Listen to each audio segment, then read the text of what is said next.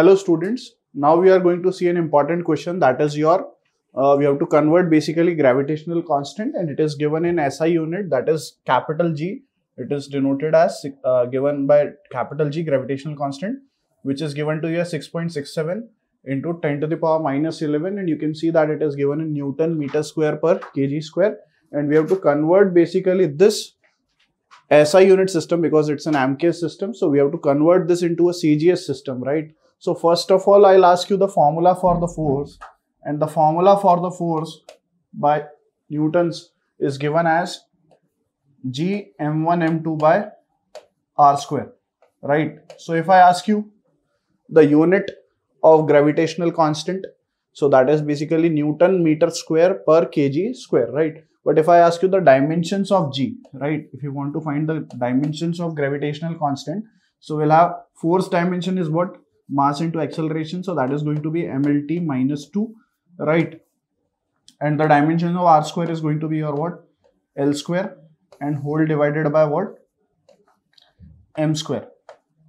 So basically this is going to be the dimension of gravitational constant. So once we solve this further, so we'll have m minus 1 L cube and t minus 2, right? So that's the basically your dimensions of gravitational constant. Now this will be used basically to convert this SI unit into a CGS system of unit. That means we have to convert MK system of unit into a CGS system of unit, right? So we'll quickly move further, but make sure that you know the dimensions of gravitational constant, that is your m minus 1 L cube t minus of 2, right? So we'll move further.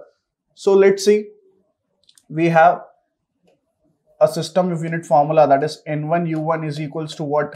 N2 u2, where n1 and n2 are what? Numerical values, and u1 and u2 are their units, right? So if I ask you that n1 was what? Numerical value in MK system, if I ask you, so that is basically 6.67 into 10 to the power minus 11. Now units, so if I ask you with the dimensions, if you want to answer, so unit will be basically the dimensions of mass, basically gravitational constant, so mass will be basically represented in what? Kg. So we'll have m in kg, then L, so L is basically in meter, and time is in basically in second, right? So first we'll write in this way, that is MK system, and we have to basically find its value in CGS system, so that is N2. Now mass will be in what? Mass will be in gram, right? Then length will be what? In centimeter, right? And if I ask you about the time, so that will be in your second. Clear? Now basically if we see the dimensions, so what are the dimensions we have seen? M minus 1 L cube t minus 2. So basically what we are supposed to do, we are supposed to write the powers over here, that is m minus 1 L cube t minus 2. Same over here, that is m minus 1 L cube and t minus 2. Now simply you have to find the value of N2 from here. So basically N2 will be what?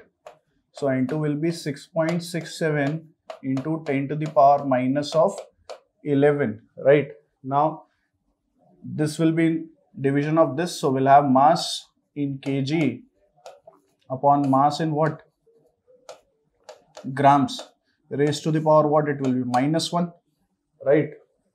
Then we have length, so length in meters upon length in centimeters, and raised to the power what? Cube, and time in second upon time in second, and it will be raised to the power what?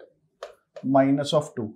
Now basically to find the value in CGS, we have to basically convert kg into G and meter into centimeter, and second is time is everywhere in the second. So what happens? Kg can be written as what? See, this will be as it is, so we'll have 6.67 into 10 to the power what? Minus of 11. Now mass is in kg, we have to convert in grams, so basically we have to take 1000 and then mass in grams, right? Divided by what? Mass in grams, raised to the power what? Minus of 1. Then we have to convert length which is in meter, we have to convert it in centimeter. So we'll have length, that is in centimeter, divided by, so basically you have to multiply it by 100, right? Because we have to convert this into centimeter. So we'll write this as 100 times length in centimeter, because 1 meter is equal to how many centimeter? 100 centimeters. So 100 and then length in centimeter divided by length in centimeter raised to the power 3, and time is same, so we'll have time in second divided by time in second raised to the power what? Minus of 2. Now m of g will cancel out, L of centimeter will cancel out, and T of second will cancel out. So what remains is your 6.67 into 10 to the power minus of 11. Now from here we'll have 1000 to the power minus 1. 1000 can be written as 10 to the power 3 and minus 1. So this is basically your 10 to the power minus of 3, right? And if you see this, so you have 100 to the power 3. 100 is 10 to the power 2 and 2 to the power 3. So that's going to become 10 to the power 6. Now you solve this further. So you'll have 10 to the power minus 14 and 10 to the power 6. So in all, you'll have net 10 to the power minus of 8. So you'll have the final answer as 6.67 into 10 to the power minus of 8. Now that's going to be its value in the CGS system, right? Now you have to write the unit as well. So for unit, what basically we are going to use? We are going to use the same formula, that is G m1 m2 by r square, right? So basically force will be in the CGS system. You must be knowing that the force in the CGS system is represented by dyne, right? So basically 1 Newton is equals to 10 to the power 5 dyne. So we'll use over here dyne. Unit will be dyne. Now the distance is in centimeters. So this will be centimeter square, right? And per of gram square, because mass will be, in this case it will be gram. So that's the value in the CGS system, and that is going to be its unit. I hope you understood. Let's move further.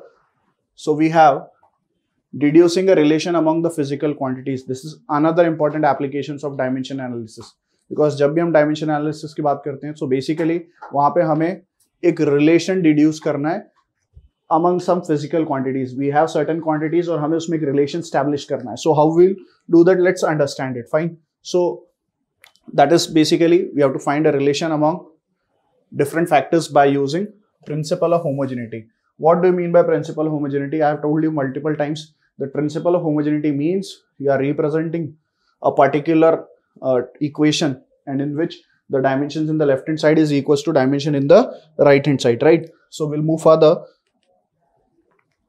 So we have the question based on this, and through question we'll understand that how to deduce a equation, right? So basically in this question we are given that we have to derive the expression for time period, and that particularly of a simple pendulum, which depends on, so basically what it is given, that time period which is denoted by capital T, and that depends on the length, mass and gravitational acceleration, right? So what we have to do, simply you have to take time period, proportional sign, then length is represented by what?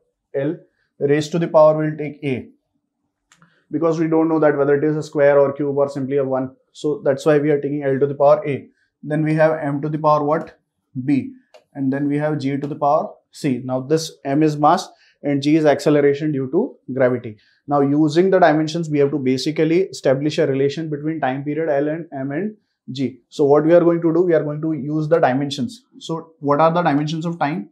So basically that is going to be M0, L0, T1. I hope it is clear that dimensions of time period is M0, L0, T1.